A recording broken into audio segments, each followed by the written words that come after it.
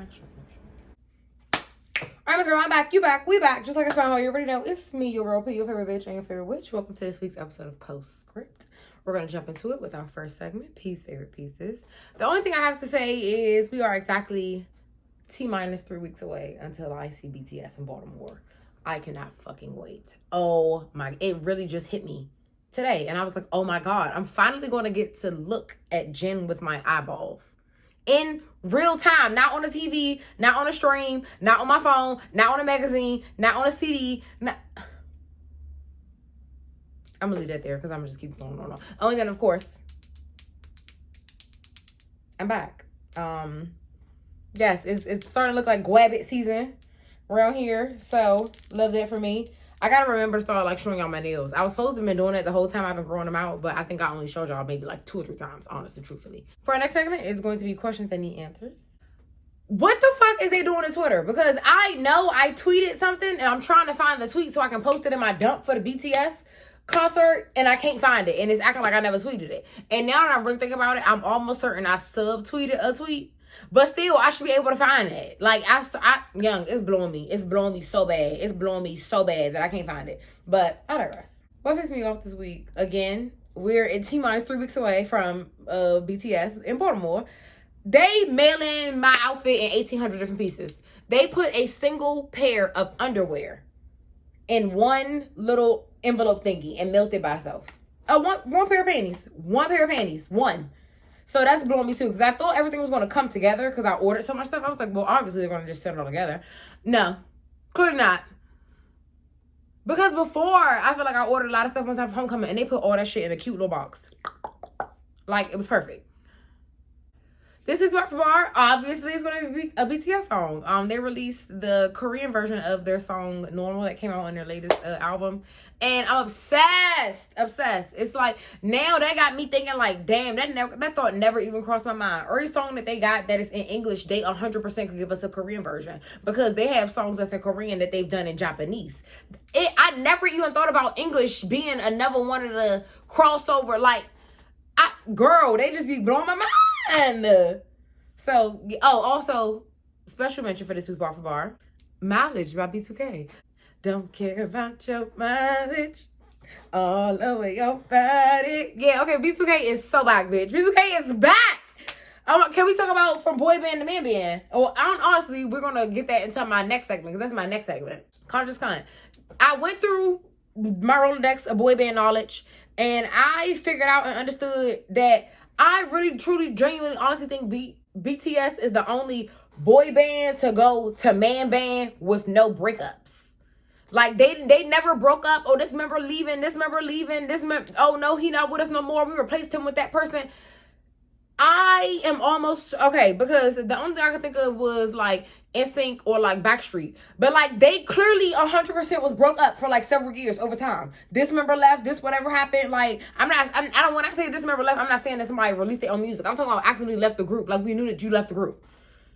That never happened with BTS. So I think they honestly are truly the only, like, boy band to go to man band. Like, but whatever. For our last and final segment, which is always hashtag I cannot make this shit up. Girl, can we talk about how that last little stretch of Mercury retrograde has been whooping my ass? Okay, all right, yes, it has. But Mercury will station direct on July the 23rd. Praise be, we've been sent good weather. It'll be direct in the sign of Cancer. Of course, we're in Cancer season as well. But by the time you're watching this, it's going to be Leo season. So on the 22nd of July, we did enter Leo season. So happy birthday to y'all. Shout out to my stepfather because he is a Leo. And then, of course, we talked about, I think maybe 2 weeks or last week, we talked about Jupiter being in Leo. And we're about to get into retrograde season in a little bit. But we'll talk about that probably next week. So with Jupiter and Leo, that is something that happens once every 12 years. Jupiter is a slower moving planet. So it takes it basically a full year to change into a new sign. So I already told you, step into your whimsy, step into the spotlight. It's time for you to be a leader in your life and have radical responsibility. You know what I'm saying?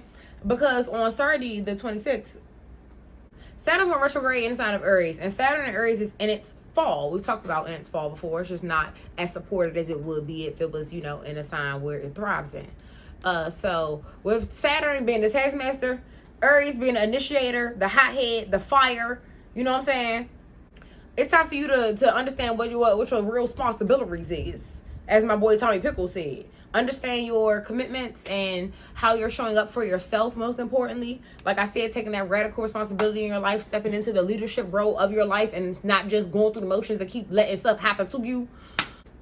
But also with it being in its fall in Aries, understand, you know, it's time for you to recheck in with your goals and then your boundaries, because you literally cannot spell boundaries without Aries. I might tell you a joke, but I'll never tell you a lie.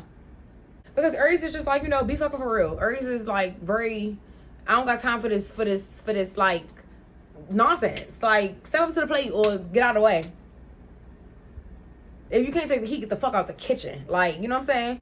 But also with Jupiter being in Leo, it also gives that very much like, you know, I'm gonna hold your hand when I say this kind of thing, right? So really get down to the nitty gritty and understand what's benefiting you, what's growing with you, what is, you know, something that you should keep and something that you should leave. Because another thing I want to talk about is the nodes. They're changing signs. We have a south node and a north node. The south node is, you know, it's where you can learn lessons and learn to drop baggage and not hold on to things. And then with the north node, it's a path to like your soul's destiny and purpose kind of thing. So when they talk about it in astrology, you'll hear people talk about like the dragon, and then like the head is the north node and the tail is the south node. But what I immediately thought of when I was learning about it was the sign for bullshit. So in ASL, bullshit is this. So like bullshit. So like the bull head, like, you know, a bull is a real strong, powerful figure. Like, and granted I'm a Taurus, so I'm automatically like connected with it. But like, I don't know a lot about the Bible, but I used to love to watch the 10 Commandments down. That's my movie. And I remember when they was like the golden bull or whatever, they was like praising the false god or something. Girl, it's been a minute since I watched that movie, and like I told you, I don't really know enough about the Bible, but I remember seeing that and like that being a part of like, you know, this stuff that it was messing up, because like the bull was like the false god or whatever. But the bull is, you know, it's a path, it's an invitation. Them people didn't have to praise to that, but they did. Like, you know what I'm saying? So and then with the shit part, it's the tail, it's the south node, it's where you release things, it's where you learn lessons. You don't keep holding on, because girl, you need to get backed up. And then you stressed out, and you got all these autoimmune diseases and shit, and cortisol spikes, and cortisol kills. You know, I love to say that, but yeah. So, you know, we are in the Barbarous basket. It's a good time for you to take the leap of faith, because luck is in your hands and the abundance is in your hands. And I didn't say be delusional and just be like doing stuff, but it's different when you just be doing shit for the plot and when you have a calculated leap of faith. You know what I'm saying? So take the risk, but understand all of your outcomes and boundaries and chances, and learn to be a master manifester. Like, I just feel like the tides are changing right now with Leo season, and it wants you, like I told you, to take the reins. And again, with south node and north node changing signs, the south node is where you will release, and the north node is where you will take things in. So yeah, I think that's all I got. Like, my brain is literally just like BTS nonstop. I swear to God, that's all I've been able to think about for the last like 3 days. But that's all I got. Thanks for watching. Make sure you come back, like, share, comment, subscribe, turn the bell on. And you know how we get in the show, bitches be mad because they be hating. Bitches be hating because they be mad. Yeah.